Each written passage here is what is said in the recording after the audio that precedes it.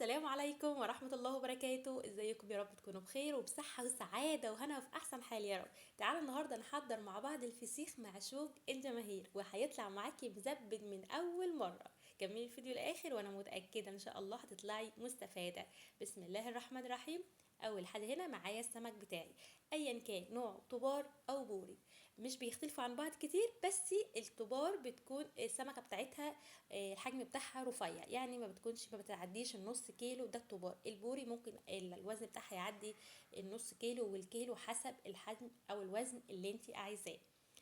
الخطوه المهمه والاساسيه وانت بتشتري السمك بتاعك، تقولي بتاع السمك او اللي انت بتشتري منه سمك انا عايزه اعمله فسيخ، علشان ما يكونش دخل تبريد، ولازم يكون صابح عشان ما ينشفش منك ويبوظ معاكي. ما يبوظش معاكي لازم السمكه بتاعتك ما تكونش دخلت تبريد تماما، زي ما انتم شايفين كده.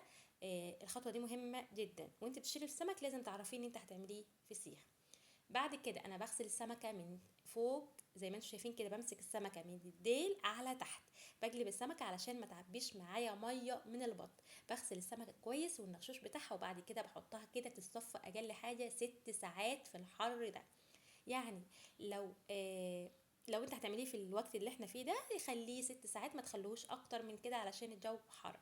زي ما انتم شايفين كده، بصفيه كويس، بخليه على من الديل على الراس علشان ينزل كل الدم اللي فيه وكل السوائل اللي فيه، وبعد كده بنشفه كده معاكم بالمناديل زي ما انتم شايفين.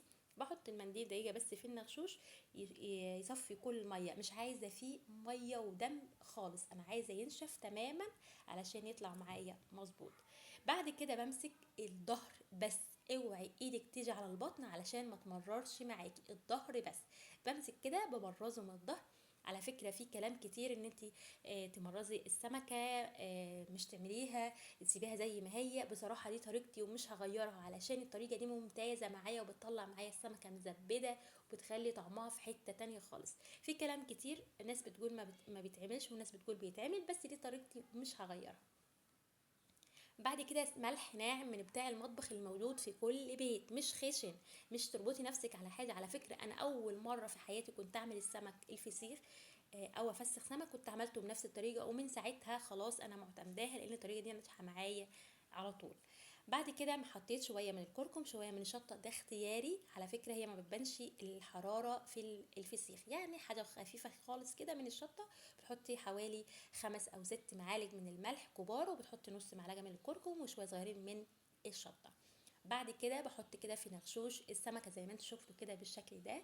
بملاها حسب الحدق السمكه، لو حباها تكون حادقه. على فكره والسمكه بتحدق او بيكون حادق معاكي من اطول فتره، يعني لو هتاكليه بعد 6 ايام السمكه بتكون طعمها حلو، ما بتكونش حادقه. لو هتسيبيه 7 ايام بيحتاج اكتر، ويعني كل ما تخليه الوقت بتاعه او الايام بتاعته تكتر، السمكه بتكون حادقه معاكي. علشان مش الخبط الدنيا في بعضيها كده، انا حطيت السمكه ديل وراس، ديل وراس العكس، يعني انا حطيت راس السمكه وبعد كده حطيت ديلها، وبعد كده برش عليها شويه من الملح كمان، وبعد كده بحطها في اكياس زي ما انتم شايفين كده. يعني بمعنى الكلمه او بمعنى اصح انا بخلص كل اكياس المطبخ معاها. الخطوه دي مهمه. بعمل ايه؟ بحط كده السمك او الفسيخ في حاجه كده مكفوله. لو عندك علبه تلاجة مثلا، عندك جردل، بتقفلي عليه وبتحطيه. اول يوم بتسيبيه، تاني يوم بقلبه كده، يعني لو كان على الاتجاه اللي فوق بمسك الكيسه نفسها واقلبها، اخليها على الناحيه التانية. بس ده تاني يوم بس، وبعد كده بسيبه لمدة 6 ايام او 7 ايام في الحر ده، ما تسيبوهوش اكتر من كده. يعني هو انت بتعمليه اليوم السابع او اليوم السادس بتفتحي عليه حسب المكان اللي انت حطاه فيه. يعني لو المكان دافي ممكن بعد 5 ايام كمان تاكليه، انا متاكده لو فتحت عليه بعد 5 ايام هيستوي معاكي، لان الجو حر الايام دي، فما تخلوهوش اكتر من 7 ايام. يعني لو هتعمليه من اليوم الخامس عايزه تفتحي عليه لحد 7 ايام، ما تخلوهوش اكتر من كده علشان الجو حر الايام دي. يا رب يكون استفدتوا من الفيديو، انا وضحت كده واحده واحده.